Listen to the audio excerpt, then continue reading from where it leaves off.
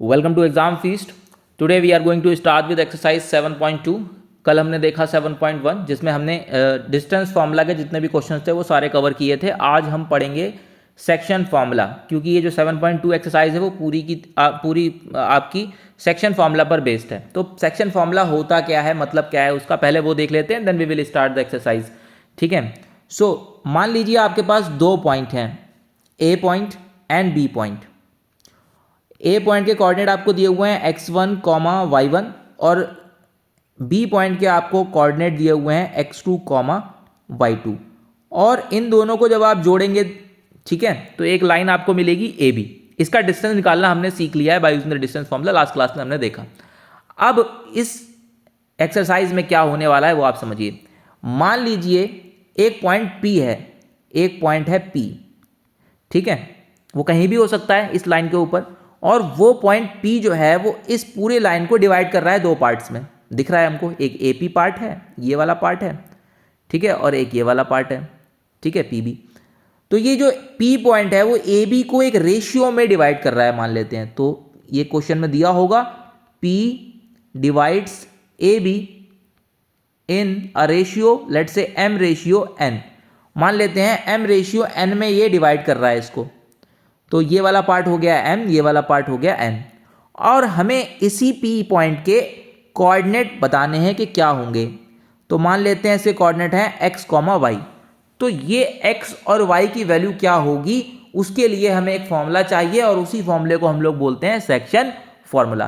कहानी समझ में आई कि आपको दो पॉइंट दिए जाएंगे A एंड B, और बोला जाएगा उन दोनों पॉइंट को जोड़ने वाली लाइन को एक तीसरा पॉइंट है वो डिवाइड कर रहा है एक रेशियो में। वो रेशियो आपको दिया जाएगा, ठीक है, M रेशियो N, कुछ भी हो सकता है वो, ठीक है, 2:3, 4:5, कुछ भी, एनीथिंग। तो वहां से आपको M और N की वैल्यू मिल जाएगी, और फिर उस पॉइंट के जो नया पॉइंट है P पॉइंट है उसके कोऑर्डिनेट आपको निकालने पड़ेंगे बाय यूजिंग द फॉर्मूला। और वो फॉर्मूला क्या है, वो है x is equal to M x2 plus N x1 upon M plus N। यहां से आपको x कोऑर्डिनेट मिल जाएगा, और y कोऑर्डिनेट के लिए यही सेम फॉर्मूला y के साथ लगाएंगे, my2 plus n y1 upon m plus n। ठीक है, तो यहाँ से आपको x कोऑर्डिनेट मिल जाएगा और यहाँ से आपको y कोऑर्डिनेट मिल जाएगा। कलेक्टिवली हम इसको क्या बोलते हैं, this is known as section formula. ठीक है, तो ये सेक्शन फॉर्मूला हो गया आपका। अभी देखने में लग रहा है कि यार ये तो इतना मुश्किल है, कैसे होगा याद, तो वो याद हो जाएगा। 7-8 क्वेश्चन 9 क्वेश्चन जैसे आप लगाते हैं, ठीक है ना, वो आपके दिमाग में वो ये रहेगा, फिर आप नहीं भूलेंगे उसको। ठीक है ना, फॉर्मूला रटने से कुछ नहीं होता है, वो फॉर्मूला लगाना आपको आना चाहिए। अगर आपको फॉर्मूला लगाना आ गया तो वो आपके बिल्कुल समझ लीजिए आपकी मेमोरी में सेव हो जाता है वो फॉर्मूला, वो कभी नहीं भूलते आप। ठीक है ना, तो फॉर्मूला अगर यूज़ करना आता है आपको तो वो आपको हमेशा याद रहेगा। ठीक है ना, आप रटेंगे सिर्फ उसको mx2 प्लस nx1 ऐसे करके तो नहीं याद होगा। ठीक है ना, तो अभी देखते हैं, अब इस पर देखेंगे हम लोग क्वेश्चन, तो ज़्यादा क्लियर होगा कि ये फॉर्मूला लगता कैसे है। ठीक है ना, कैसे यूज़ करना है हमने। तो अब सीधा क्वेश्चन हम लोग उठाते हैं एक्सरसाइज से। तो चलिए भाई एनसीईआरटी निकालिए, एक्सरसाइज 7.2 स्टार्ट कर रहे हैं अब। Exercise 7.2 question number 1। तो समझ गए ना आपके भाई, दो पॉइंट दिए जाएंगे, ए पॉइंट और बी पॉइंट मान लेते हैं उनको, और बोला जाएगा कि उनको जोड़ने वाला एक तीसरा पॉइंट है वो एक पर्टिकुलर रेशियो में उसको डिवाइड कर रहा है। तो उस पॉइंट के आपको कोऑर्डिनेट बताने हैं। ये सवाल आने वाला है आपके सामने। ठीक है ना, तो हम क्या करेंगे, बिल्कुल यही पिक्चर ड्रॉ करेंगे और उसके बाद में ये फॉर्मूला लगाकर एक्स और वाई की वैल्यू निकाल देंगे, और वही हमारा कोऑर्डिनेट बन जाएगा पी का, एक्स कॉमा वाई करके लिख देंगे उसको। ठीक है, अब क्वेश्चन नंबर 1 पढ़िए आप, क्या लिखा है 7.2 में। So find the question number 1. Find the coordinates of the point which divides the join of -1,7 and 4,-3 in the ratio of 2:3. तो दो पॉइंट हैं आपके पास, नाम दे देते हैं उनको A एंड B। A के जो कोऑर्डिनेट हैं वो आपको दिए हुए हैं -1,7, और B के जो कोऑर्डिनेट आपको दिए हुए हैं वो है 4,-3, और इनको जो जोड़ रही है एक लाइन, ठीक है ना, AB हो गई, ठीक है, और इस पर एक पॉइंट है P मान लेते हैं उसको, ठीक है, लेट से P पॉइंट है। अब उस पॉइंट के हमें कोऑर्डिनेट बताने हैं, तो हमने नाम रख दिया उनका x और y। ठीक है। और क्या बोल रहा है कि ये जो पॉइंट है ये डिवाइड कर रहा है इनके जॉइन को, मतलब ये जो लाइन आपने बनाई है ए बी, इसको किस रेशियो में, 2:3। तो क्या है कि P divides A be in 2:3। तो ये वाला पार्ट 2 हो गया, ये वाला पार्ट कितना हो गया, 3। ठीक है, तो m की वैल्यू कितनी हो गई, ये हो गई हमारा m और ये हो गया हमारा n। क्लियर, यहीं पे लिख दिया हमने। ठीक, और ये हमारा क्या है, यहाँ से ये हो गया हमारा x1 y1 और ये हो गया हमारा x2 y2। ठीक है ना, यहाँ से ये क्या है, x1 y1 है और ये क्या है, x2 y2। चाहो तो ऐसे लिख लो, कोई दिक्कत नहीं है। ठीक है ना, अब हमें क्या करना है, इस P पॉइंट के कोऑर्डिनेट यानी कि ये हमको निकालना है। समझ गए क्वेश्चन, क्लियर है। तो बाय यूजिंग सेक्शन फॉर्मूला, तो क्या करेंगे, पहले हम x निकालेंगे। x का फॉर्मूला लिखेंगे पहले, m x2 plus n x1 upon m plus n, और y का फॉर्मूला लिखेंगे y is equal to m y2। ध्यान रखिए यहाँ पर 2 पहले आता है, ठीक है ना, y2 plus n y1 upon m plus n। Clear, ठीक है, फॉर्मूला लिख दिया आपने। अब यहाँ से x की वैल्यू क्या आ जाएगी, सॉल्व करते हैं। x की वैल्यू क्या आ जाएगी, m की जगह पे क्या है, देखिए m इज 2, ठीक है। तो 2x2 कितना है, 4, 2 इंटू 4 प्लस n कितना है, 3, देखिए यहाँ पर 3, ठीक है 3, और x1 कितना है, -1, तो 3 into -1 upon m plus n यानी कि 2 प्लस 3। ठीक, सॉल्व कीजिए इसको, कितना हो गया, 2 4 8 -3 अपॉन 5। ठीक है, ये कितना हो गया, 5/5।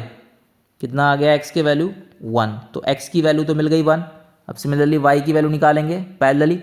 ठीक है, y is equal to m की वैल्यू कितनी है, 2, y2 देखिए भाई m की वैल्यू कितनी थी, 2, और y2 कितना है, -3। तो यहाँ पे क्या डालेंगे, -3 plus n into y1, n कितना है 3, y1 कितना है 7, 3 इंटू 7, सो 3 into 7 upon m plus n again 2 plus 3। Solve करेंगे तो कितना हो जाएगा, -6 प्लस 21 अपॉन में 5, 21 में से 6 गया तो कितना बचा, 15 अपॉन में 5, 5 3 जा, सो यहाँ से y की वैल्यू कितनी हो गई, 3। तो x मिल गया, y मिल गया, therefore coordinates of required point क्या हो जाएंगे, कोऑर्डिनेट्स 1,3। ठीक है, क्लियर हो गया, समझ गए। तो इस तरह से इस फॉर्मूले को हमें यूज करना है। ठीक है, ठीक, क्लियर, तो बहुत आसान है। ठीक है, एक बार अपने हाथ से इसको क्वेश्चन को लगाएंगे तो ये फॉर्मूला अपने आप समझ आएगा किस तरीके से यूज करना है। सिंपल है बहुत। m आइडेंटिफाई कर लीजिए क्या है, यहीं ऐसी इसी फिगर को ड्रॉ जरूर कीजिएगा, ठीक है ना, उससे आपको बहुत हेल्प मिलेगी। n की वैल्यू क्या है, यहाँ पे लिख दीजिएगा कि भाई ये x1 है, this is x1, this is y1। बस वैल्यू जो उठानी है वहाँ पे पुट करना है, सिंपल सी एक जो इसकी सिंप्लीफिकेशन है बहुत सिंपल है। ठीक है ना, just multiply and add and last में डिवाइड, सिंपल। क्वेश्चन नंबर 2 देखिए, क्वेश्चन नंबर 2 पढ़िए। Question number 2, find the coordinates of the points of trisection of the line segment joining these 2 points, 4, -1। तो 2 पॉइंट है हमारे पास, ठीक है, 4, -1, और दूसरा जो पॉइंट है वो क्या है, b, -2, -3। ठीक है, और हमें क्या निकालना है, हमें निकालना है कोऑर्डिनेट्स पॉइंट्स के, coordinates of the points of trisection of the line. तो यानी कि 2 पॉइंट हैं, कोऑर्डिनेट्स प्लूरल मतलब पॉइंट्स मतलब प्लूरल, मतलब यहाँ पर एक नहीं 2 पॉइंट हैं, 2 पॉइंट हैं। ठीक है, इनको P बोल देते हैं, इसको Q बोल देते हैं, और ये 2 पॉइंट ऐसे इस तरह से हैं कि वो इक्वली डिवाइड कर रहे हैं उसको। ठीक है, ट्राइसेक्ट, बाइसेक्ट मतलब क्या होता है, बाइसेक्ट का मतलब होता है 2 बराबर हिस्सों में बांटना। ट्राइसेक्ट का मतलब क्या होता है, समझ गए ना, बाइसेक्ट का मतलब होता है 2 बराबर हिस्सों में बांटना। फिर ट्राइसेक्ट का मतलब होता है 3 बराबर हिस्सों में बांटना। तो यानी कि ये जो 3 हिस्से आपको दिख रहे हैं, यहाँ से यहाँ तक, यहाँ से यहाँ तक, यहाँ से यहाँ तक, ये 3 बराबर हिस्से हैं। मतलब रेशियो कितना हो जाएगा? 1:1:1। ठीक, क्लियर, समझ गए? तो अब हम निकालते हैं पी के पॉइंट मान लेते हैं x, y, और q के पॉइंट मान लेते हैं, कुछ भी नहीं, x y तो नहीं ले सकते, तो a, b मान लेते हैं। ठीक है, अब फॉर p के पॉइंट के लिए आप q को भूल जाइए थोड़ी देर के लिए। अगर p के लिए आप लोग देखें तो रेशियो कितना हो जाएगा? देखिए भाई, अगर आप लोग p के लिए देखें तो रेशियो कितना हो जाएगा? यहाँ से यहाँ तक 1 पार्ट और यहाँ से यहाँ तक कितना हो गया? 2 पार्ट। तो m की वैल्यू कितनी हो जाएगी p के लिए? 1, और n की वैल्यू कितनी हो जाएगी p के लिए? 2। समझ गए ना? ठीक है, तो p के लिए तो सिर्फ a और b देखिए, q को हटा दीजिए, तो p के लिए रेशियो क्या हो जाएगा ab का? तो ap is 1 part and pq is 2 part. तो m की वैल्यू हो गई 1 और n की वैल्यू हो गई 2। अब यहाँ से हम लोग निकालेंगे x इज इक्वल टू, क्या होता है formula? mx2 plus n x1 upon m plus n। ठीक है, तो ये कितना हो जाएगा? m की वैल्यू कितनी है? m की वैल्यू है 1, x2 की वैल्यू कितनी है? -2, प्लस n की वैल्यू कितनी है? 2, और x1 की वैल्यू कितनी है? 4 अपॉन में 1 प्लस 2। ठीक है, इसी तरीके से y अगर लिखेंगे तो क्या हो जाएगा? my2 plus n y1 upon m plus n। m की वैल्यू अगेन 1, y2 की वैल्यू -3, प्लस n की वैल्यू 2, और y1 की वैल्यू -1 अपॉन 1 प्लस 2। ठीक है, तो this will become -2 plus 8 upon 3 and this will become -3 -2 upon 3।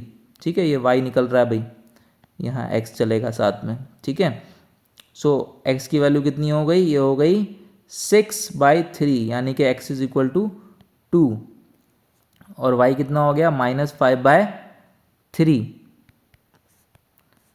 ठीक है, देयरफॉर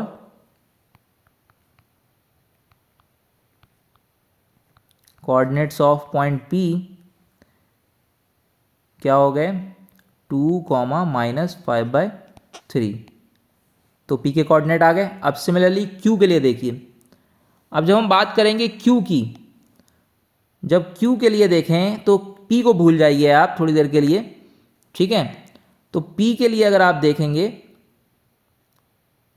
सॉरी Q के लिए जब आप देखेंगे तो ये हो जाएंगे 2 पार्ट और ये हो जाएगा 1 पार्ट। क्लियर? Q के लिए P आप भूल जाइए थोड़ी देर के लिए। Q देखिए, केवल AB को कितने रेशियो में डिवाइड करेगा? 2 पार्ट लेफ्ट साइड में, 1 पार्ट राइट साइड में। तो ये आपकी m की वैल्यू हो जाएगी, और इधर 1 जो है वो n की वैल्यू हो जाएगी। सेम काम अब हम AB निकालेंगे। सो फॉर Q के लिए हमने A निकाला, अगेन फॉर्मूला क्या हो जाएगा? m x2, डायरेक्ट लगाइए, डायरेक्ट लगा सकते हैं हम। m की वैल्यू क्या है उसके लिए? m की वैल्यू है 2। ठीक है, 2, ठीक है, 2 इंटू -2, 2 इंटू -2, प्लस n की वैल्यू क्या है? 1 इंटू 4 अपॉन 2 प्लस 1, और b जब निकालेंगे तो वो क्या हो जाएगा? अगेन m की वैल्यू 2 और y2 is -3, so -3 plus n की वैल्यू 1, और y1 is -1 upon 2 plus 1, so this will become -4 plus 4 upon 3, और यहाँ कितना हो गया? -6 -1 upon 3, so this will become 0 and b will become -7/3। तो a मिल गया, b मिल गया, therefore coordinates of Q is 0, -7/3। Clear? तो P के मिल गए आपको कोऑर्डिनेट, और आपको Q के कोऑर्डिनेट मिल गए। एक तरीका और है Q के कोऑर्डिनेट निकालने का, उसके लिए हम लोग सीख लेते हैं अभी यहीं पर ही मिड पॉइंट थ्योरम क्या होती है। मिड पॉइंट थ्योरम, तो मिड पॉइंट थ्योरम ये कहती है कि मान लीजिए एक पॉइंट है A उसके कोऑर्डिनेट हैं x1 y1 और एक पॉइंट है b और उसके कोऑर्डिनेट हैं x2 y2 और उसके मिडिल पॉइंट अगर आपको निकालना है, मान लीजिए रेशियो 1 है, ठीक है, और इसके अगर आपको कोऑर्डिनेट अगर आपको निकालने हैं तो उसका फॉर्मूला है सिंपल, वो क्या करेंगे आप x1 प्लस x2 अपॉन 2, ठीक है, और y कोऑर्डिनेट निकालने के लिए क्या करेंगे y1 प्लस y2 अपॉन 2। कोई नया फॉर्मूला नहीं है, वहीं से ड्राइव हुआ है, सेम वही फॉर्मूला है mx2 plus nx1 upon m plus n वाला, वहाँ पर m और n की जगह पे 1 डाल देंगे, सेम यही फॉर्मूला बन जाएगा, ठीक है। डिनोमिनेटर में m प्लस n होता है, 1 प्लस 1 इज 2, ठीक है, और m की वैल्यू 1 है, x2 प्लस x1 आ जाएगा, उसी को हमने आगे पीछे करके x1 प्लस x2 लिख दिया है।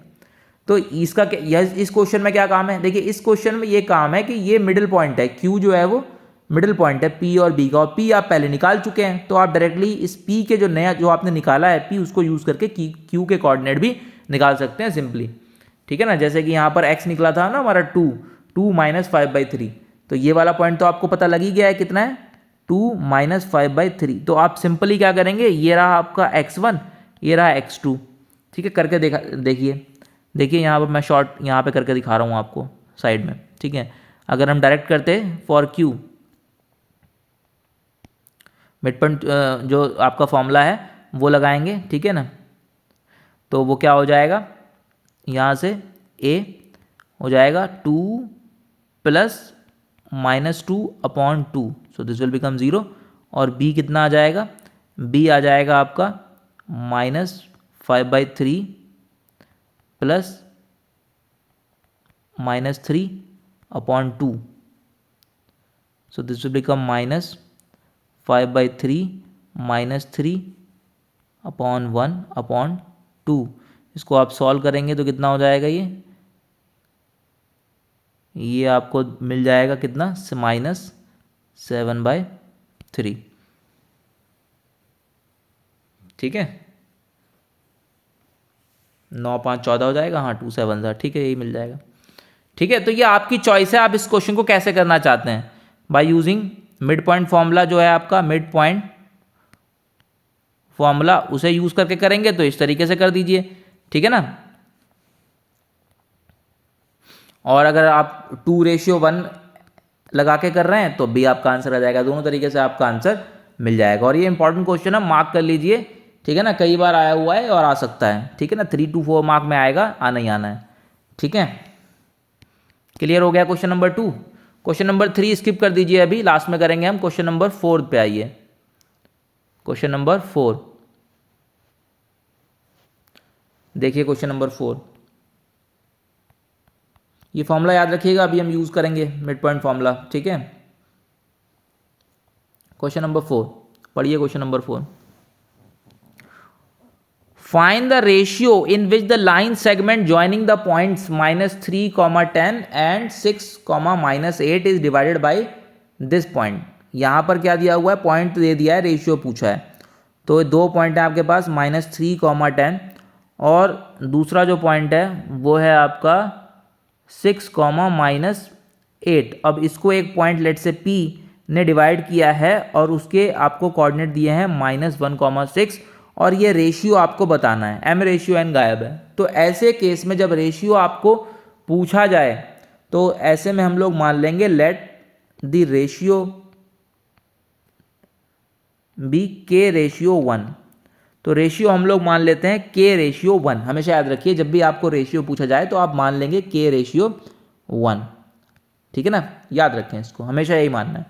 तो आप मुझे बताइए k/1 अगर है तो ये m की वैल्यू कितनी हो गई, k, और n की वैल्यू कितनी हो गई, 1। अब फॉर्मूला लगाइए, फॉर्मूला क्या कहता है, सेक्शन फॉर्मूला, कि ये जो पॉइंट है यानी कि यहाँ पर x है, ठीक है, वो फॉर्मूला क्या होता है, mx2 plus n x1 upon m plus n, ठीक है, और y निकालने का फॉर्मूला क्या है, my2 plus n y1 upon m plus n, यही फॉर्मूला होता है।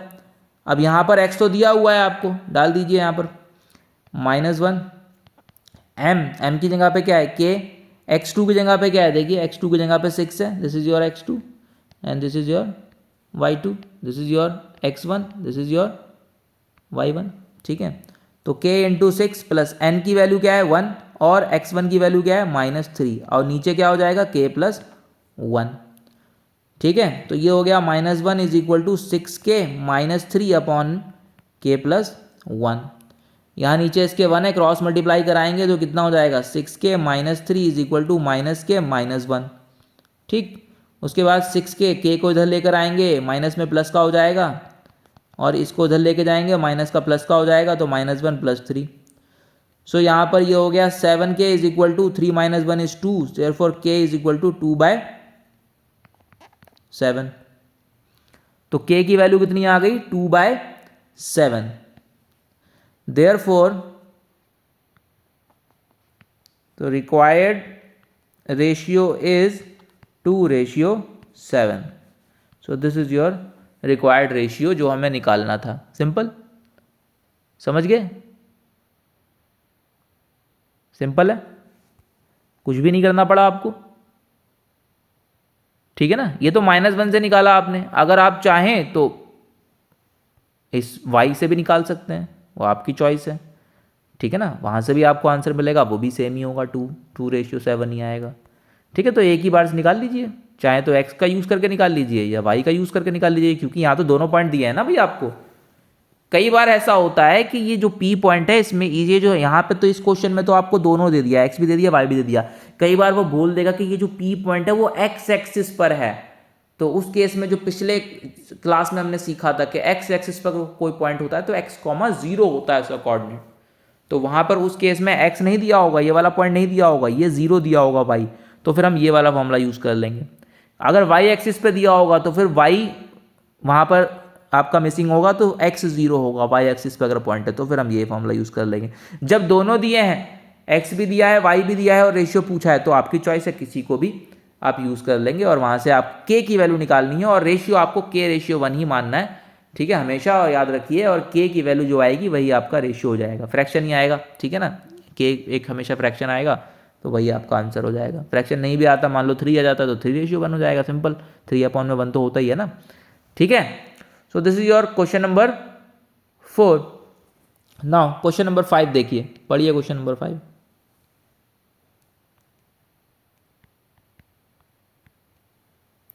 सो इन क्वेश्चन नंबर 5 क्या बोल रहा है, find the ratio in which the line segment joining these 2 points.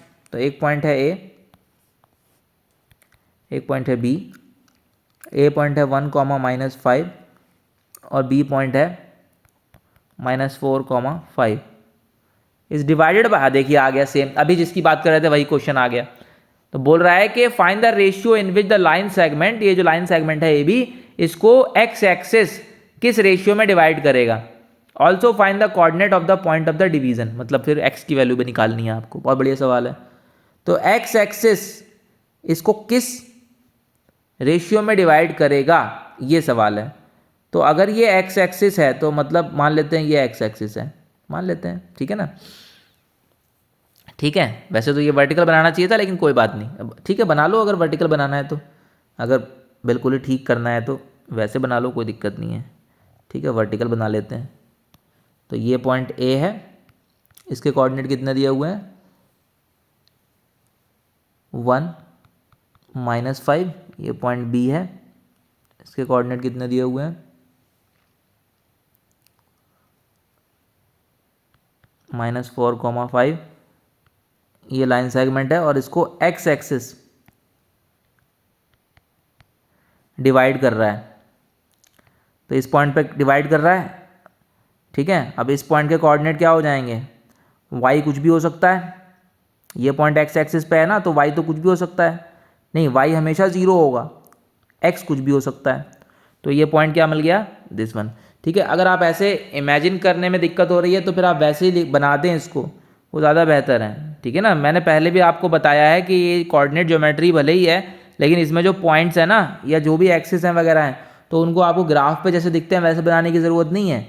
आपको सिंपल जैसे आप सीख रहे हैं वैसे बनाएंगे तो दिमाग में बहुत ज़्यादा सेटल होगा, वरना कन्फ्यूज ही रहेंगे आप हमेशा, ठीक है ना। यहाँ पर उस चीज़ के नंबर नहीं है आपको, यहाँ पर डायग्राम के तक के नंबर नहीं है आपको, आपके लिए, ठीक है ना। तो सिंपल वो आप चाहें जैसे भी सेट कर सकते हैं, इतना कोई बाउंडेशन नहीं है, नॉट टू बी स्केल्ड है, समझ लीजिए। ग्राफ पेपर पे नहीं बना रहे हैं आप लोग, तो बस एक एक रफ डायग्राम हम लोग बना रहे हैं कि हाँ भाई अपने समझने के लिए कि हाँ क्या पिक्चर क्या कहानी बताई गई है क्वेश्चन में।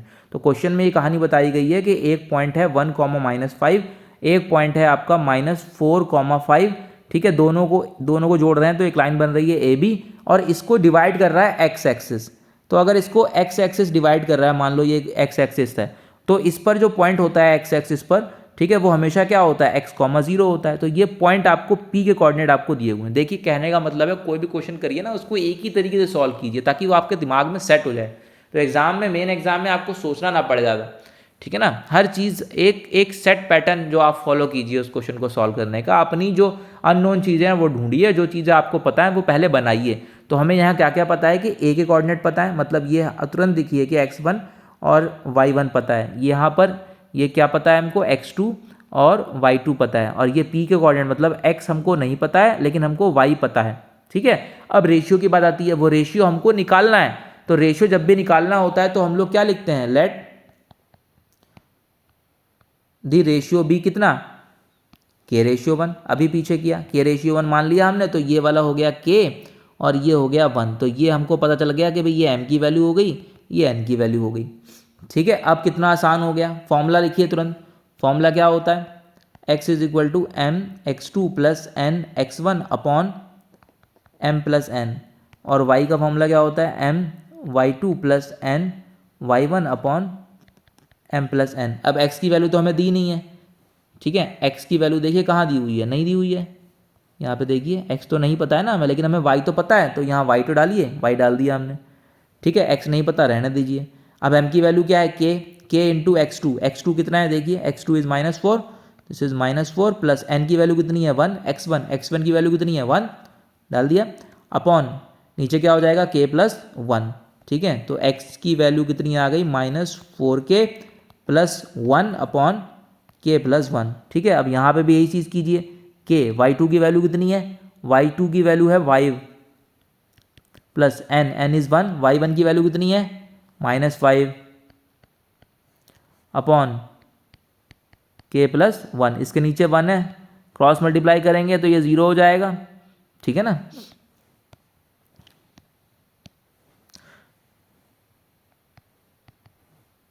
ठीक है, अब क्रॉस मल्टीप्लाई करेंगे, पहले क्रॉस करने से पहले ये लिख दो, सॉल्व कर लो उसको, 5k -5 अपॉन k+1। अब करो क्रॉस मल्टीप्लाई करोगे तो क्या आ जाएगा, 5k -5 = ये पूरा इधर मल्टीप्लाई हुआ 0 के साथ 0 हो गया। सो 5k = कितना आ गया 5, तो k कितना आ गया, k आ गया 1। अब जो k 1 आ गया, देयरफॉर रिक्वायर्ड रेशियो क्या हो गया, therefore required ratio is 5, sorry कितना आया 1 आया, तो रिक्वायर्ड रेशियो क्या हो गया, नीचे 1 है तो 1:1, 1:1। भाई 1 के नीचे 1 ही है ना नीचे, इसको क्या लिखेंगे 1/1 ही तो लिखेंगे, यही रेशियो हो गया। k की वैल्यू यहाँ पे पुट कर देंगे, -4 × 1 + 1 अपॉन में 1 + 1, so this will be -4 + 1 upon में 2, so this will be -3/2। x की वैल्यू मिल गई। यही दोनों चीज़ आपको निकालनी थी, रेशियो बताना था और ये वाला x की वैल्यू बतानी थी। देयरफॉर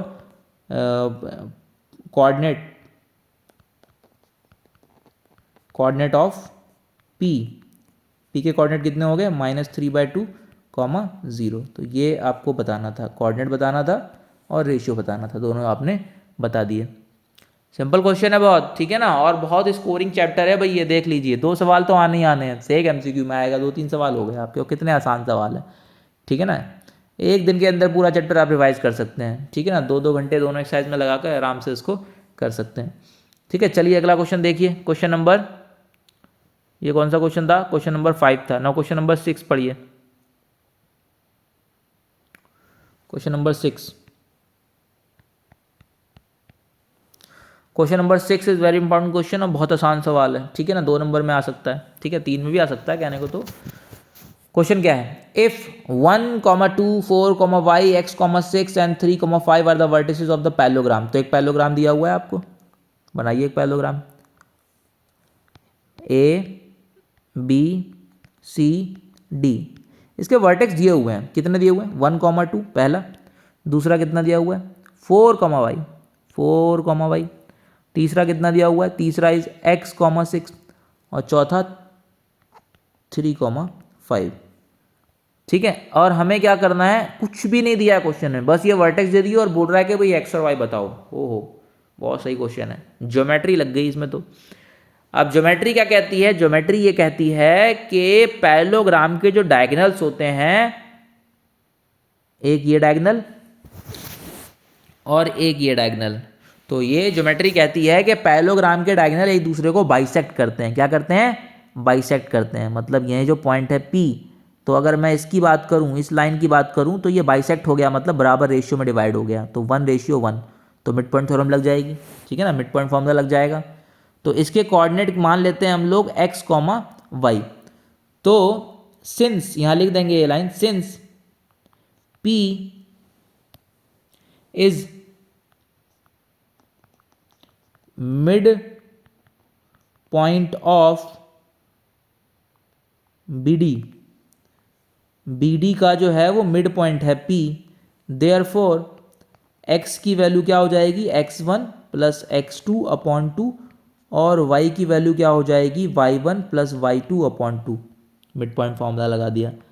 x1 क्या है BD के केस में, ठीक है, ये हो गया x1, ये हो गया x2, ये हो गया y1, ये हो गया y2, तो ये हो गया हमारा 3 + 4/2, सो दिस इज 3 + 4/2, तो x आ गया 7/2, और y कितना आ गया, y आ गया 5 + y/2, 5 + y/2, ये आ गया हमारा y। अब चूंकि देखिए यहाँ पर y ऑलरेडी यूज्ड है, दिख रहा है, तो मैं इसको नाम बदल देता हूँ, यहाँ पर इसको कुछ और नाम रख देते हैं हम, लेट से AB नाम रख देते हैं, क्योंकि x और y पहले से यूज़ करा हुआ है उन्होंने, तो हम यूज़ नहीं कर सकते उसको, तो इनका नाम बदल देते हैं हम लोग, A और B कर देते हैं, ज़्यादा बेहतर रहेगा, है ना, कन्फ्यूज़न नहीं होगी।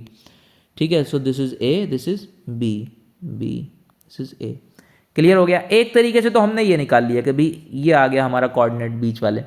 ठीक है, अब एक और तरीके से भी निकाल सकते हैं बाय यूजिंग AC। ठीक है, तो ये P जो है, क्योंकि AC का भी तो मिड पॉइंट है, तो वही लाइन लिखेंगे, since P is mid point of AC, therefore A एक और तरीके से निकाला जा सकता है AC का यूज करके। तो यहां पर अब ये x1 हो गया, ये x2 हो गया, तो 1 + x/2, this is 1 + x/2 direct आ गया। और B कितना आ गया, B आ गया y1 + y2/2, तो y1 कितना है 2 और y2 कितना है 6, तो 2 + 6/2, दिस इज 2 + 6/2, तो B की वैल्यू कितनी हो गई 8/2, तो B की वैल्यू कितनी आ गई 4। ठीक है, तो A की वैल्यू हमने यहाँ से निकाली और A की वैल्यू हमने यहाँ से भी निकाली, कहाँ गया, ये रहा। ठीक है, तो इसको 1 बोल देते हैं, इसको 2 बोल देते हैं। सो फ्रॉम 1 और 2 दोनों कंपेयर करेंगे। ठीक है, A की वैल्यू तो निकाल चुके हैं ना हम 7/2, तो यहाँ डाल देते हैं, तो ये क्या हो जाएगा, ये आ जाएगा 1 + x/2 = 7/2 कंपेयर करके। ठीक है ना, A की वैल्यू पुट कर दी हमने यहाँ पर। ठीक है, 7/2, तो यहाँ से 2 से 2 गया, सो 1 + x = 7, तो x = 7 - 1 which is equal to 6, x की वैल्यू आ गई 6। अब सिमिलरली यहाँ पे देखिए, इसको यहाँ से भी हमने b निकाला था, दिस इज योर 3, 5 + y/2, और यहाँ से भी हमने निकाला 4, तो b ये उठाकर हम डाल देंगे वहाँ पर, तो फ्रॉम 3 और 4, तो क्या है ऊपर देखिए थर्ड इक्वेशन, 5 + y/2, 5 + y/2 = 4। ठीक है, b की वैल्यू डाल दी, तो 5 + y = कितना हो गया 8, सो y = 8 - 5, सो y = 3, तो x आ गया हमारा 6 और y हो गया 3। सिंपल क्वेश्चन है, सॉल्व हो गया। ठीक है, मिड पॉइंट फॉर्मूला से हुआ है। ठीक है, तो बहुत अच्छा सवाल था। एक पैरेललोग्राम के 4 कोऑर्डिनेट दिए थे, उसमें कुछ टर्म्स मिसिंग थे, x y लिखे हुए थे। हमने क्या करा, डायगोनल्स, ये प्रॉपर्टी यूज करी कि डायगोनल जो होते हैं वो इंटरसेक्ट करते हैं एक दूसरे को। ठीक है ना, और 2 इक्वल पार्ट में डिवाइड करते हैं डायगोनल्स जो होते हैं। ठीक है, तो चाहो तो ये लाइन लिख दो कहीं पर नोट में। ठीक है, कि यहाँ पर सिंस करके लिख दो कि डायगोनल्स ऑफ अ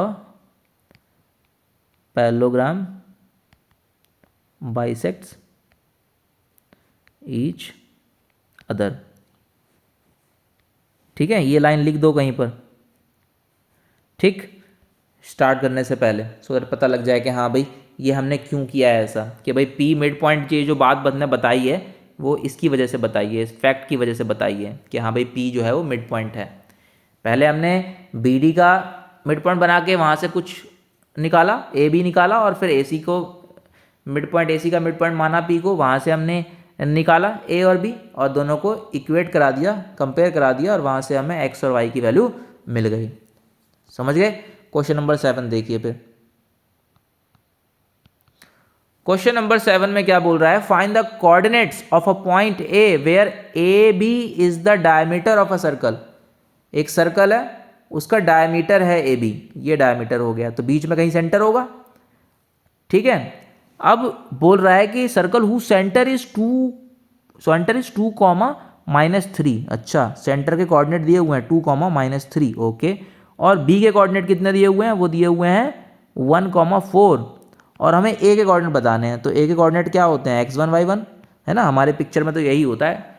ठीक है ना, x1 y1 होता है, इधर वाला क्या होता है? इधर वाला हमारा x2, और ये हमारा y2 होता है, और ये हमारा क्या होता है? x होता है, और ये हमारा y होता है, और रेशियो हमारा m/n होता है, और चूंकि ये डायमीटर है तो ये रेशियो क्या हो जाएगा? 1:1, क्योंकि ये मिड पॉइंट होगा। तो यहाँ लिख देंगे ये वाली line, since O is the mid point of A B, तो we can use mid point formula. तो मिड पॉइंट फॉर्मूला क्या होता है? x is equal to x1 plus x2 by 2 and y is equal to y1 plus y2 upon 2। तो x की जगह पे क्या दिया हुआ है? वो ऑलरेडी गिवन है 2, तो यहाँ पे 2 पुट करेंगे। x1 की जगह पे x1, x2 की जगह पे क्या है?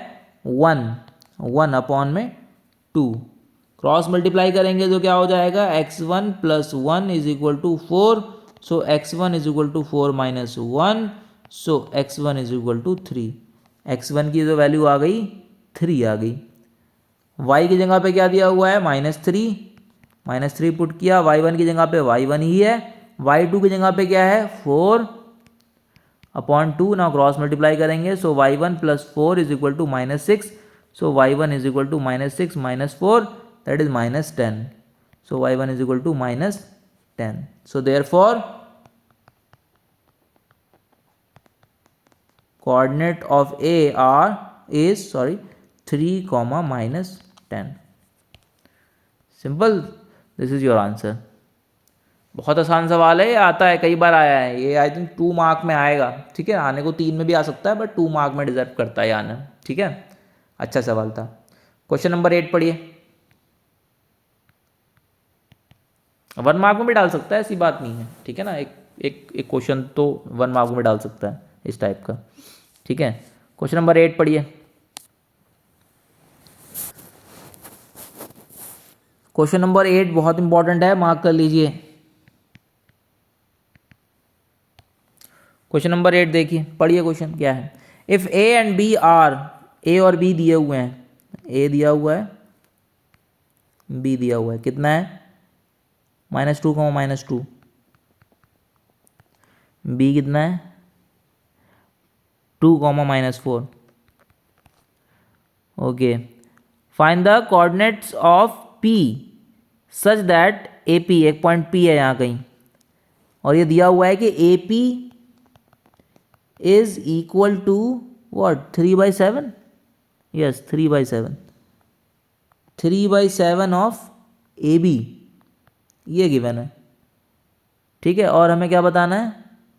P lies on line segment A B, बस, और हमें कोऑर्डिनेट बताने हैं पी के। तो पी के कोऑर्डिनेट मान लेते हैं x, y, हमारे पिक्चर में तो यही होता है। ठीक है, अब हमें रेशियो पता नहीं है।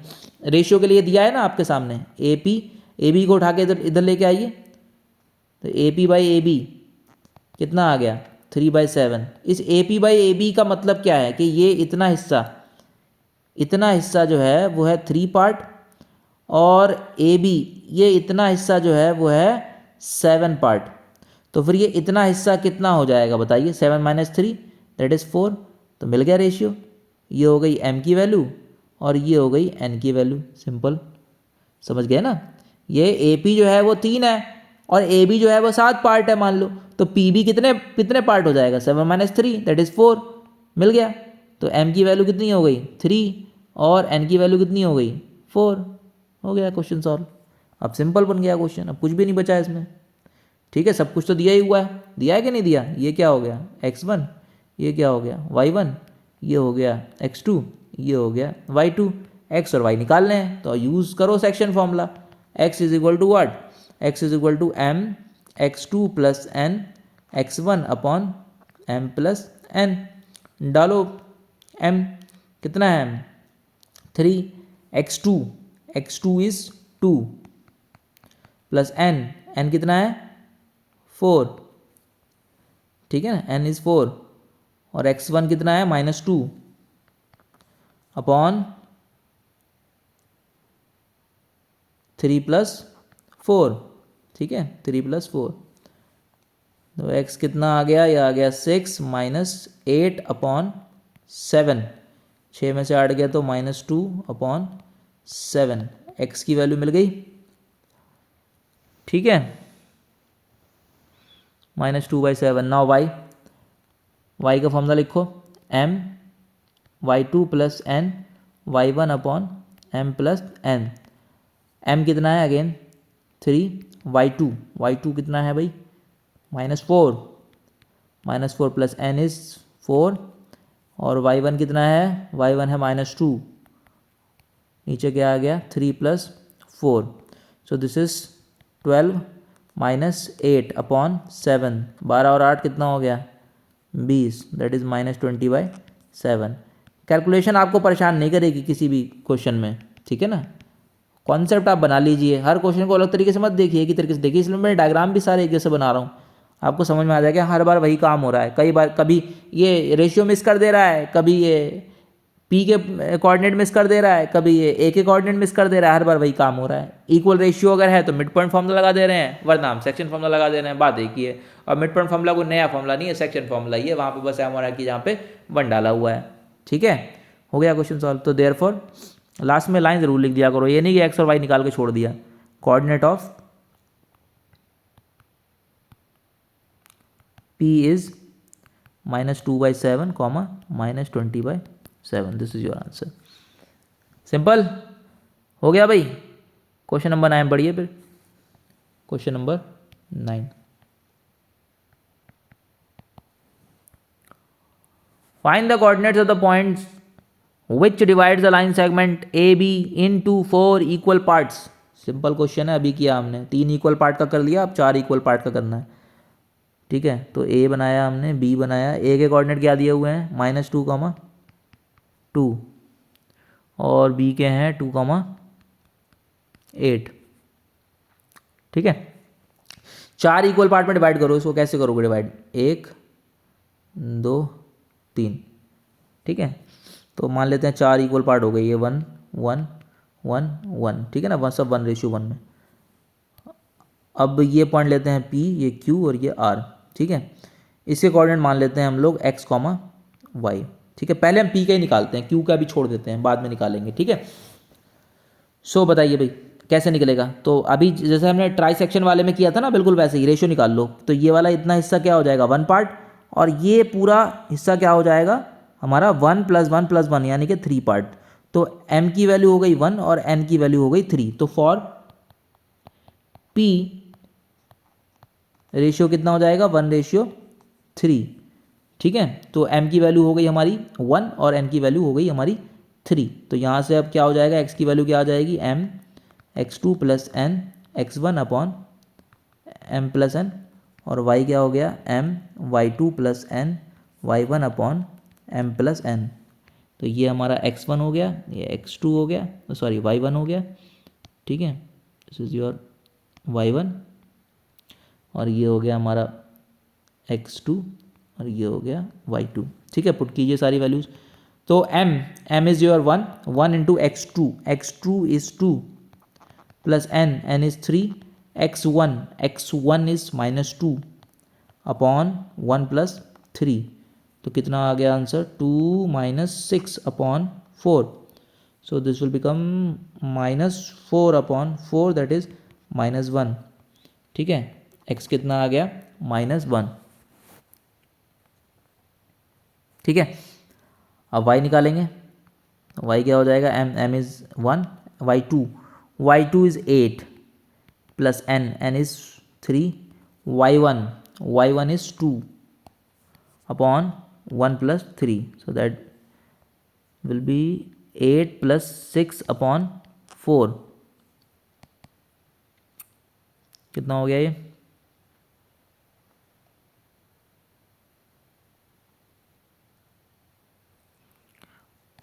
फोर्टीन बाय 4, 2 7 ज़ा 2 2 ज़ा, सो y की वैल्यू कितनी हो गई 7/2। ठीक है भाई, तो therefore coordinates of p कितने आ गया -1, 7/2। ठीक है भाई, अब आते हैं q पे, p के कोऑर्डिनेट मिल गए, यहाँ लिख देते हैं p के कोऑर्डिनेट कितना आए हैं -1, 7/2। अब देखिए मज़े की बात यह है कि अब हम मिड पॉइंट लगा के करेंगे, जैसे बताया था ना मैंने पिछले क्वेश्चन में आपको कि करे तो मैंने दिखाया था दूसरे तरीके से, लेकिन रेशियो का यूज़ करके, लेकिन अब यहाँ रेशियो का यूज़ नहीं करना है आपने। क्यों, देखिए ध्यान से, अगर मैं क्यू की बात करूँ, ठीक है, क्यू के लिए रेशियो क्या हो जाएगा, देखिए ध्यान से, क्यू के लिए रेशियो क्या हो जाएगा, देखिए क्यू के लिए रेशियो क्या हो जाएगा, ये क्यू है, इधर कितने पार्ट हो गए 2 पार्ट, और इधर कितने पार्ट हो गए, इधर भी 2 पार्ट, तो 2 2 मतलब रेशियो सेम है, मतलब ये क्या है, Q is the mid point of A B, Q is the mid point of A B, तो फिर मिड पॉइंट फॉर्मूला लग जाएगा, सिंपल। तो क्या लिखेंगे हम,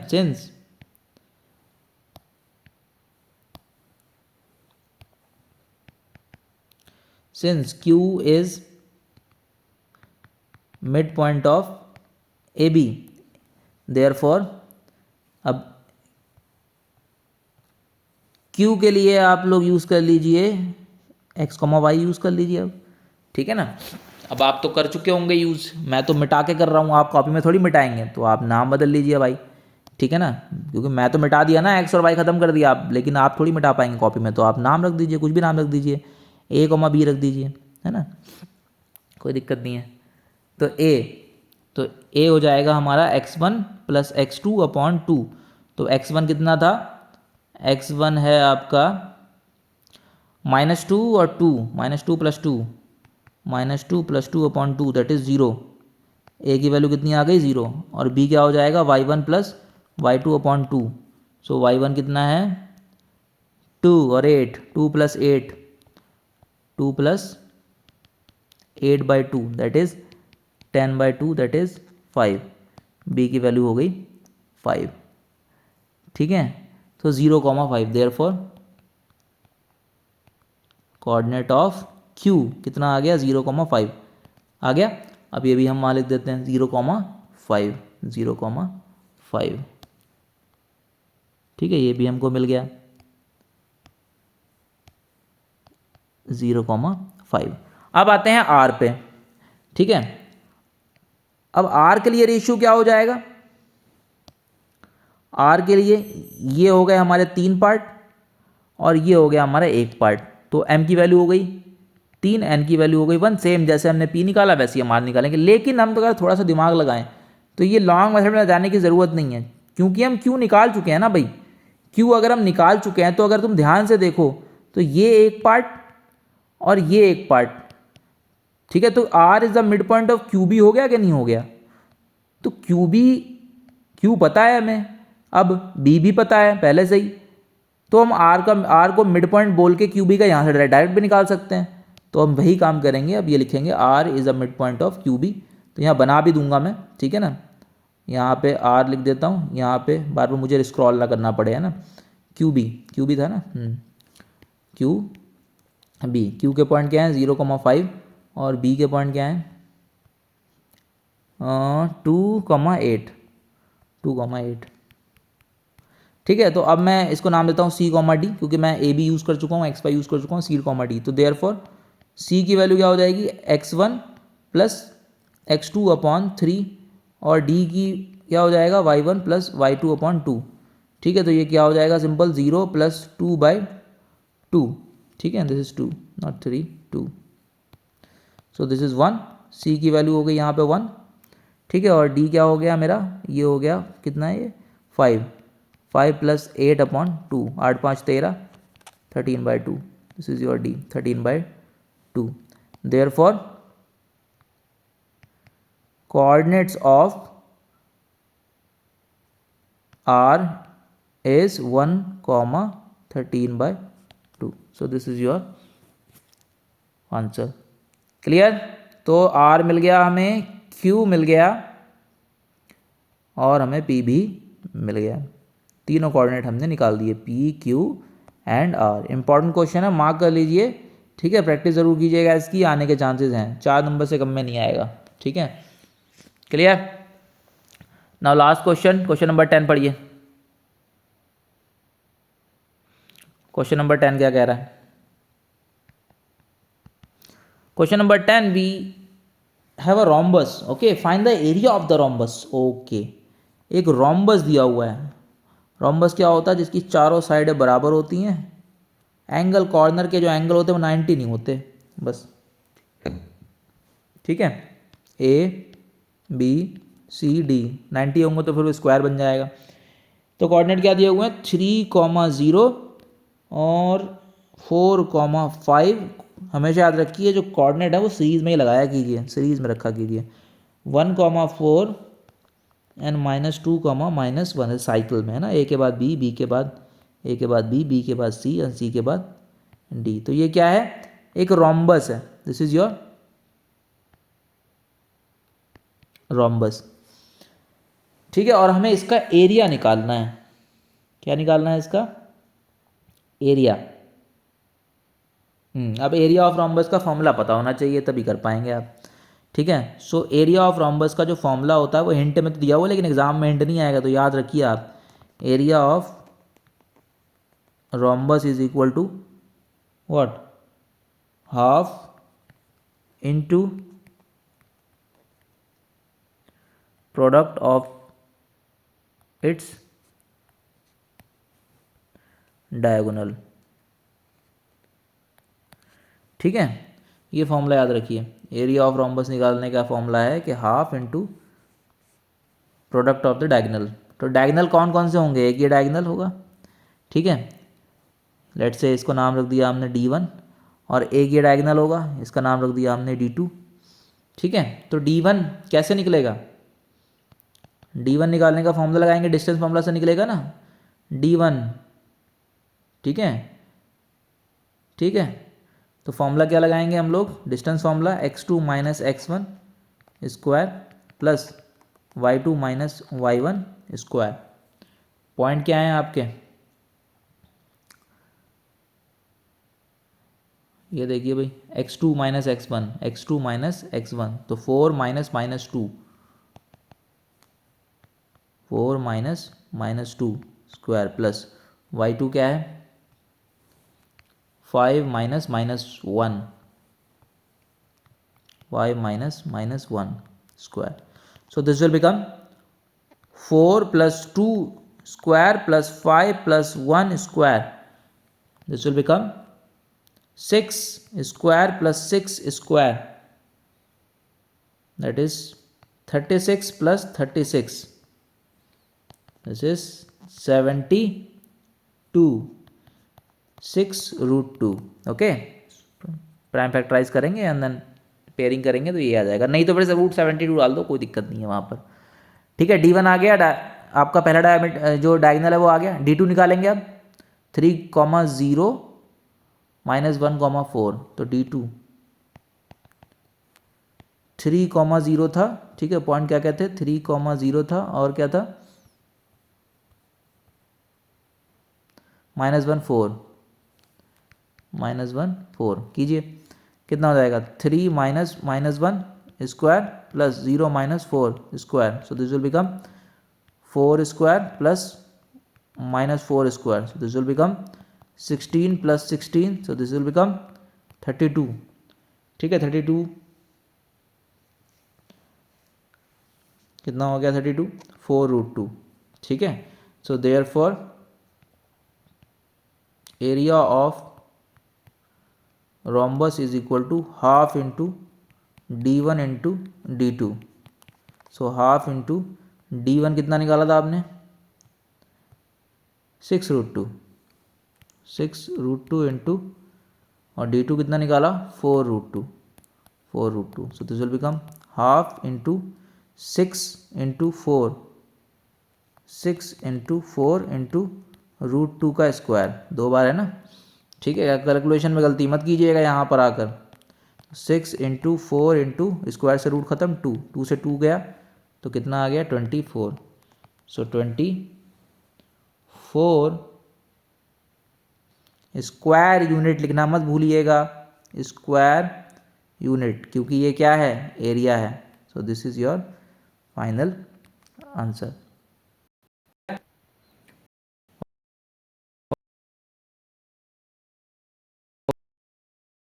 ओके, समझ गए? So this is your exercise 7.2. ठीक है. अब क्वेश्चन नंबर कौन सा हमने स्किप किया था? Question number 3. ठीक है भाई, अब क्वेश्चन नंबर 3 आप अपने आप कीजिए. ठीक है ना. बहुत ही बेकार क्वेश्चन है क्वेश्चन नंबर 3. उसको आप पढ़िए, समझिए. ठीक है ना, वो अपने आप ही हो जाएगा. वो पजल है, क्वेश्चन नहीं है. ठीक है, वो एक पजल की तरह है. उसको सॉल्व की, उसको पढ़िएगा, रीड कीजिएगा कॉम्प्रिहेंशन, और एक उस पजल की तरह उसको सॉल्व कीजिए. ठीक है ना. पजल बेसिकली क्या है? 2 पॉइंट हैं, 2 झंडे गड़े हुए हैं वहाँ पर. ठीक है ना. दोनों झंडों के कोऑर्डिनेट आप निकालिए. ठीक है ना. दोनों झंडों के कोऑर्डिनेट आपको मिल जाएंगे. कोऑर्डिनेट से भी दोनों के बीच का आप डिस्टेंस निकालिए डिस्टेंस फॉर्मूला से. वो डिस्टेंस मिल गया आपको. ठीक है. और उसके बाद क्या बोल रहा है? उसके बाद ये बोल रहा है कि उन दोनों के बीचों बीच का पॉइंट आप निकालिए. तो मिड पॉइंट थ्योरम लगा के उनके बीच का पॉइंट भी निकाल दीजिए. सिंपल. अब मेन टास्क ये है कि उसमें कि वो पॉइंट कैसे निकलेंगे. तो उस पॉइंट के लिए क्या कीजिए आप? ठीक है ना, अपने आप करेंगे या मुझे ही कराना है? चलिए क्वेश्चन नंबर 3 पढ़ लीजिए. क्वेश्चन नंबर 3 जब सारे कर ही लिए हैं तो ये भी देख लीजिए. पढ़िए क्वेश्चन नंबर 3. कहानी पढ़िए उसकी क्या है. क्वेश्चन नंबर 3 बेसिकली क्या है? कुछ लाइंस ड्रॉ करी हुई हैं इस तरीके से, है ना. अगर ध्यान से देखोगे तुम. ठीक है. कितनी लाइंस हैं टोटल? 10, है ना. एक बच्चा जो है वो झंडा जो गड़ा हुआ है वो सेकंड लाइन पे गड़ा हुआ है, इस वाली लाइन पे, यहाँ कहीं पे. और एक झंडा जो है वो कौन सी लाइन पे? 8वीं लाइन पे है. 1 2 3 4 5 6 लेट से 7 एंड 8 मान लेते हैं ये, है ना. एक यहाँ पर है. ठीक है. और ये एक्स एक्सिस पे काउंट हो रही हैं. इनकी काउंटिंग कहाँ पर है? एक्स एक्सिस पे. This is 1, this is 2, this is 3, this is 4, this is 5, this is 6, 7 and 8 and so on. ठीक है ना. 9 भी है यहाँ पर और 10 भी है लेट से. ठीक है. तो एक पॉइंट ये हो गया मेरा ए, है ना. एक पॉइंट हो गया मेरा ये बी. तो इसका जो कोऑर्डिनेट एक्स कोऑर्डिनेट तो मिल गया 2, वाई अभी देखेंगे. और बी का जो कोऑर्डिनेट है वही मिल गया कितना? 8, वाई अभी देखेंगे. वाई के लिए क्या सीन दिया हुआ है? वाई के लिए इधर से इस तरीके से दिया हुआ है. यहाँ पर एक गमला रखा हुआ है. ठीक है ना. एक गमला इस तरीके से रखा है, एक गमला यहाँ पर रखा है. ठीक है ना, इस तरीके से. तो ये 1 है, ये 2 है, इसी तरीके से 3rd 4th 5th 6th 7th 8 ऐसे कितने हैं टोटल? 100 हैं. 100 गमले हैं यहाँ पर इस तरीके से. ठीक है. और वो बोल रहा है कि जो फ्लैग है जो बच्चा लेके जा रहा है, ठीक है ना, वो कहाँ पे हो रहा है? वो 1/4 ऑफ द डिस्टेंस AD. ठीक है ना. AD का जो डिस्टेंस है, ये पार्ट A बोला हुआ है, ये D बोला हुआ है. तो एक जो गमला है ना, दोनों के बीच में 1 मीटर का डिस्टेंस है. कितने मीटर का डिस्टेंस है? 1 मीटर का डिस्टेंस है. तो यानी कि टोटल डिस्टेंस कितना हो गया? 100 मीटर हो गया. कितना हो गया? 100 मीटर. तो अब ये जो बच्चा A है ना, वो A के लिए क्या बोल रहा है कि A के लिए जो वर्टिकल डिस्टेंस बोल रहा है, वर्टिकल डिस्टेंस वो कितना बोल रहा है? वो बोल रहा है 1/4 ऑफ AD. 1/4 of AD. और AD कितना है? AD है 100. तो 1/4 100 का कितना हो जाएगा? 25. यानी कि वर्टिकल डिस्टेंस कितना दिया हुआ है? 25. तो पहला पॉइंट मिल गया 2,25. ठीक है. इसी तरीके से जो दूसरा वाला जो बोल रहा है बच्चा, यानी कि जो B जो झंडा है वो कहाँ पर है? वो 1/8 पर है. कहाँ पर है वो 1/8 पर है. ठीक है ना. क्वेश्चन को ध्यान से पढ़ो, लिखा है ना. प्रीत रन्स 1/5 ऑफ द डिस्टेंस, ठीक है ना। तो जो आपका है इस बार वो कितना है 1/8 ऑफ AD, ठीक है। तो ये हो गया 1/8/100, तो ये कितना हो गया 1/8/100, तो ये कितना आ गया, नहीं 8 है या 5th है, एक सेकेंड क्वेश्चन तो पढ़ो, एक है 1/4 एक है 1/5, नॉट 1/8 1/5 है, ठीक है, दिस इज 1/5, ठीक है। तो 1/5 दिस इज 1/5, तो कितना हो गया, दिस इज 20, तो ये वाला पॉइंट कितना हो गया 20। अब हमें ए भी पॉइंट मिल गया है, बी पॉइंट मिल गया है, दोनों के बीच का डिस्टेंस हमें निकालना है, तो निकल जाएगा सिंपल। तो अब यहाँ फिर से बना लेते हैं हम लोग ए और ये पॉइंट है बी। तो बेसिकली जो कहानी थी ना, इतनी जो लंबी चौड़ी कहानी लिखी थी, बस ये पॉइंट निकालने के लिए लिखी थी। अब ये क्वेश्चन कुछ बचा नहीं, ठीक है ना। तो पहला पॉइंट हो गया 2,25 और दूसरा पॉइंट हो गया हमारा 8,20, 8,20, ठीक है। अब हमें क्या निकालना है, दोनों का डिस्टेंस निकालना है। तो डिस्टेंस निकालने के लिए हम लोग डिस्टेंस फॉर्मूला यूज़ करेंगे, ठीक है। वो क्या होता है, वो होता है x2 - x1 square plus y2 - y1 square. So this will become कितना हो गया 8 - 2 square plus 20 - 25 square. So this will become 8 में से 2 गया 6, 6 का स्क्वायर और ये कितना हो गया -5 का square. So this will become 36 plus 25, so this will become √61। तो ये जो डिस्टेंस है आपका वो इतना आ गया। और दूसरे पॉइंट में बोल रहा है कि ये जो दो पॉइंट है इनके बीच का पॉइंट निकालो, है ना। एक झंडा आपको गाड़ना है इनके बीचों बीच में, तो उसके कोऑर्डिनेट क्या होंगे।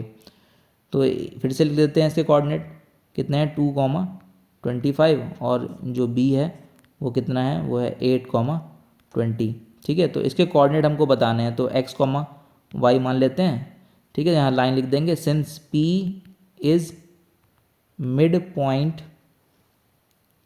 ऑफ AB, देयरफॉर x की वैल्यू क्या हो जाएगी x1 x2/2, ठीक है। तो ये कितना हो गया 2 + 8/2, this will be 10/2, so x = 5, ठीक है। और y क्या हो जाएगा y1 + y2/2, सो y की वैल्यू कितनी है 25 + 20/2, सो दिस विल बिकम 45/2, ठीक है 45/2। सो ये आपका y आ गया, ठीक है ना। सो देयरफॉर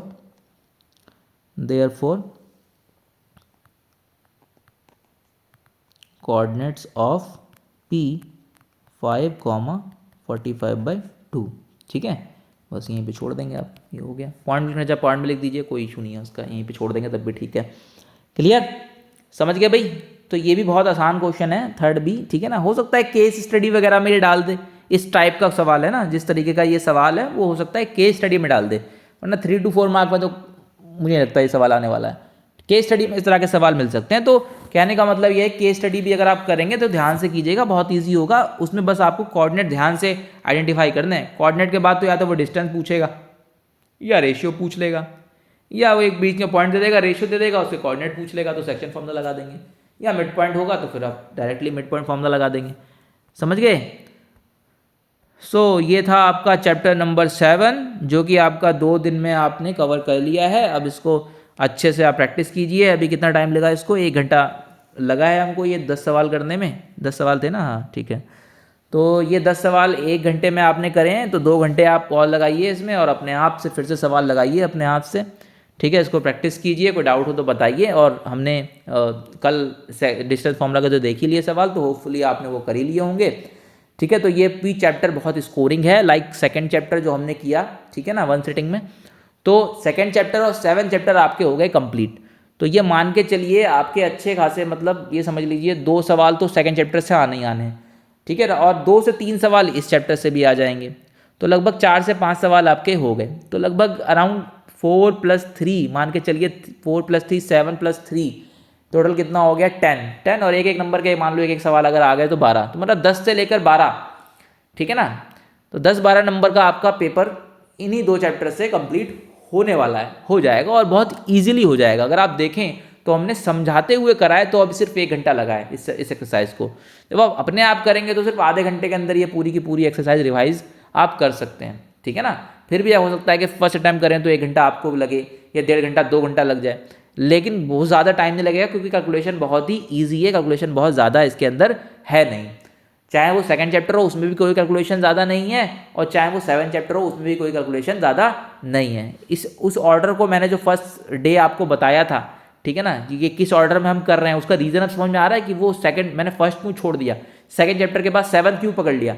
वो इसीलिए कि आपका जो स्कोरिंग चैप्टर है और ईजी चैप्टर है वो जल्दी जल्दी हो जाए, तो आपके माइंड में एक चीज़ रहे कि हाँ भाई मेरे ये 2 चैप्टर तो अच्छे से हो गए, तो मेरा मतलब 8 से 12 नंबर का तो जो है क्वेश्चन तैयार हैं, अब वो मेरे गलत नहीं होंगे। तो ये भी चैप्टर आप रिवाइज करने के बाद ये कोशिश कीजिए कि किसी भी जो भी आपके एग्जाम हो, प्री बोर्ड अगर चल रहे हैं तो उसमें, या फिर कोई आप मॉक टेस्ट लगा रहे हैं उसमें सैम्पल पेपर लगा रहे हैं, या प्रीवियस ईयर क्वेश्चन लगा रहे हैं, तो सेकंड चैप्टर और 7 चैप्टर से तो क्वेश्चन गलत ना ही हो, ठीक है। और इसमें थोड़ा समय भी बचाइएगा ताकि आप दूसरे चैप्टर्स के जो क्वेश्चन है उसमें वो समय दे पाएँ, जो भी आपको अगर अपने जो वीक टॉपिक्स लगते हैं। कैलकुलेशन किसमें होगी, जो आपका सरफेस एरिया एंड वॉल्यूम वाला चैप्टर है वहाँ कैलकुलेशन होगी, तो उसमें समय लगता है, तो उसमें समय आपको एक्स्ट्रा समय चाहिए होगा, तो वो एक्स्ट्रा समय यहाँ से जाएगा। अगर आप इसको अच्छे से प्रैक्टिस कर लेते हैं तो यहाँ से जो टाइम बचेगा वो आप उसको वहाँ यूज़ कर सकते हैं। दूसरा, स्टैटिस्टिक्स में बहुत कैलकुलेशन होती है, खासकर अगर मीन पूछ ले, वो डायरेक्ट मेथड, ठीक है ना, FI XI वाले मेथड से अगर पूछ ले तो वह कैलकुलेशन ज़्यादा हो जाती है,